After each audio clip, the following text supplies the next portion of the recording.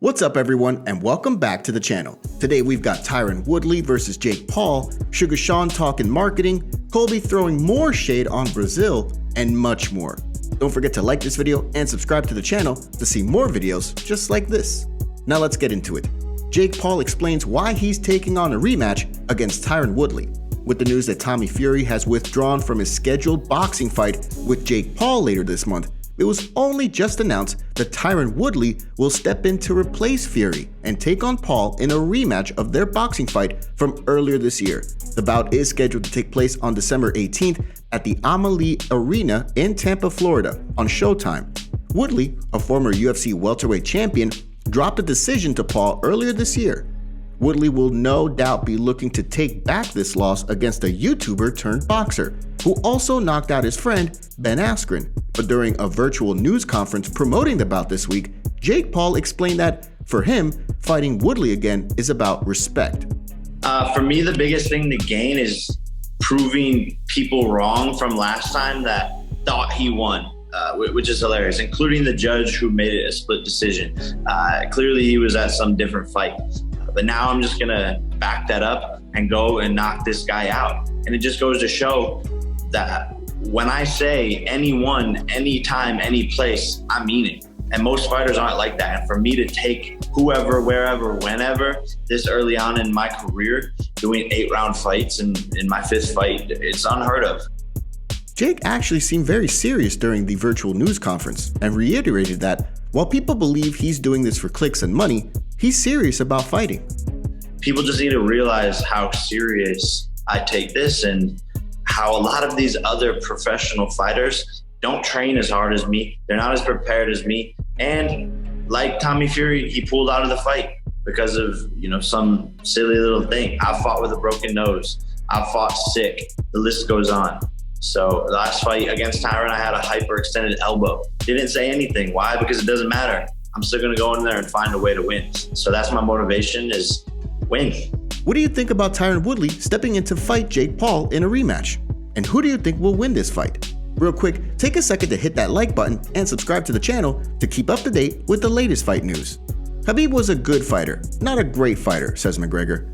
Despite beating him several years ago in convincing fashion and retiring undefeated, Conor McGregor believes Khabib Nurmagomedov is good, but not great. At 33 years old, Khabib decided to hang up the gloves following 3 lightweight title defenses and a dominant career in which he barely lost a round. A former 2-time bantamweight champion, Dominick Cruz, earlier this week has questioned whether Khabib could keep going and why he retired. McGregor is doing much the same, albeit with a bit more of that McGregor flair. In a series of since-deleted replies on Twitter to Will Harris of Anatomy of a Fighter, McGregor was arguing that, basically, Khabib was overrated. It began when Harris praised Khabib on Twitter, saying he never bragged about being the greatest and blamed the media for creating that narrative. Then McGregor said this. He cried in the cage asking to be put on top of a media-appointed list, bro, haha. Harris then defended Khabib, saying he deserved to be pound for pound at that time, to which McGregor then said this. He was a good fighter for those few weeks, alright, lol. Retiring takes you from all lists though. He retired and at the same time cried to be placed on one. It debunks your few tweets saying he's not about that. He should have kept quiet about Aldo. He is a fool now. Then Harris questions McGregor, asking, only a good fighter? To which McGregor responds by saying, yes, good, not great, low KO rate, can't kick whatsoever, never moved up in weight class despite almost dying trying to make weight, pulled out of fights multiple times, retired early, all of which led him to be a good fighter, not great. He had a good few months, that's it. Then, Harris tried getting under McGregor's skin a little, posting before and after photos of McGregor's weighing in and said the following. I will never debate a 2-time division champion fighter who has accomplished what you have, can't win that. But I will have to respectfully disagree about his legacy. And we know damn well you were on death's door with your featherweight reign beating all those little guys. To which McGregor then responded by saying this. Death's door? That's your side. I never missed weight or pulled out once, and I ran through the division in the process, finishing with the fastest KO ever in a UFC world title fight. My weight rise was done flawlessly. We will disagree on legacy yet, as his one is already toast. What do you think about this little back and forth between Will Harris and McGregor? Who do you agree with? And what do you make of McGregor deleting those tweets? Sean O'Malley speaks on being on the UFC 269 pay-per-view main card and legend Dominick Cruz being on the prelims. There's no doubt that Sean O'Malley has made the most of his opportunities, not just with fighting, but with marketing himself and endearing himself to the fans. Whether anyone likes it or not, O'Malley is a fan favorite and very popular. But this only works if he keeps winning. So far, he's doing a remarkable job at that, save for his fight against Chito Vera. That's why O'Malley, while on the MMA Hour this week, talked about him being on the UFC 269 main card against Raulian Paiva. O'Malley is not ranked in the UFC's top 15, but he's still on the pay-per-view. In contrast, Pedro Munoz and former two-time champion Dominick Cruz at number 8 and number 9 respectively are in the prelims. Sugar shared some of his thoughts concerning this little tidbit. I get a little giggle out of it just because I remember Dominick Cruz saying something, trying to teach young fighters how to promote something like that, how to do something. And he's just, it's Dominick Cruz. The dude's a legend. I don't want to say or disrespect him, but he's on the prelim. I mean, the UFC stacks the card in a specific way for a reason. It's, you know what I mean? It's like if they thought Dominick Cruz and Pedro Munoz could sell more pay-per-views than me, they would put him on the main card. But don't get it twisted. O'Malley believes it still comes down to winning. I think it's my performances. I really do. I think like all the talk, all the hair, all the whatever, the face, that like all those things aren't really. They're just additives. I think my performances. You just want to watch me fight. I move different than people.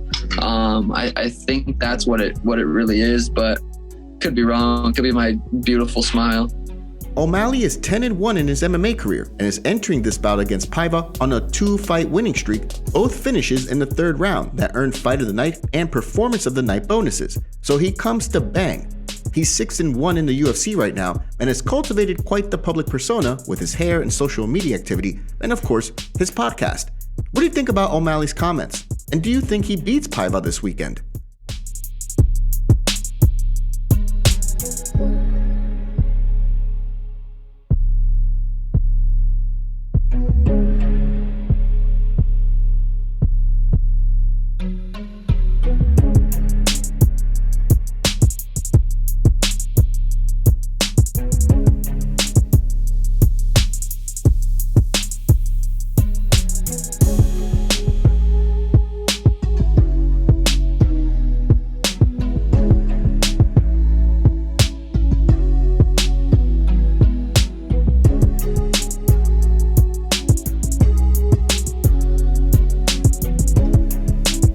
Conor McGregor's coach, John Kavanaugh, says Nate Diaz trilogy gives him nightmares. Conor McGregor is still recovering from a broken leg, but that hasn't stopped him from continuously chiming in on social media, trying to get a potential rivalry going, and set himself up for his return to the octagon sometime in 2022. His longtime MMA coach, John Kavanagh, is also looking at all the possible avenues for McGregor. One name that continuously pops up is Nate Diaz. A trilogy fight with the Cali gangster would be so highly anticipated, not to mention very profitable for all involved. Kavanaugh knows this, but says there are other possible options out there. Case in point, during a recent interview with Ariel Helwani this week on the MMA Hour, Kavanaugh said this. I'll be honest, the Nate Diaz trilogy is very, very tempting. It's a fight that gives me nightmares. The man doesn't stop coming forward for whether it's 3 rounds or 5 rounds, but it's an intriguing fight. But also the Tony Ferguson one. It never happened. It was talked about a lot. Tony still has, I believe, a lot to offer the game. He's very unorthodox striker, grappler. I think the build-up would be fun for the fans. Don't forget, McGregor was supposed to fight Tony Ferguson for a title unification bout in late 2017 or early 2018, but that fight never materialized. Still, Kavanaugh sees a lot of potential matchups for the Irishman in the lightweight division, which has always been one of, if not the toughest division in all of MMA. But look, that division is killer. You've your Dan Hookers in there. The Islam fight would be amazing as well for obvious reasons. Whoever's going to win this belt coming up in... What do you think about Kavanaugh's comments? And who would you like to see fight McGregor when he returns to the octagon in 2022? 4 years after insulting Brazil, Colby doubles down. It was 4 years ago now that Colby Covington made his infamous heel turn following his unanimous decision win over Damian Maia in Sao Paulo, Brazil. In the post-fight interview in Brazil, Colby went full-on heel, insulting the country of Brazil and calling them, quote, filthy animals. Now, 4 years later, is Colby regretting those words? Not in the slightest. In a recent interview with MMA Fighting, Colby Covington doubled down on those comments and clearly is bringing the same kind of energy he did that night 4 years ago. Yeah, definitely after the RDA fight, when, I was fighting him in his prime and he was at his absolute best. He was on all the Brazilian vitamins. He was juiced up, hungry to defend his country, Brazil, because those people are filthy animals. I called that place a dump because it was a dump. I didn't enjoy my experience there. They treated me like they yelled mean things at me, said I was going to die. The filthy animals line really got people going and made Chaos into a hated figure in the fight world. But it also earned him a lot of attention, and with time, more fans jumped on the Colby bandwagon as he continued with that same energy, insulting all kinds of fighters. He's coming off a loss at the hands of Kamaru Usman when he dropped a decision to the welterweight champion in a close affair last month.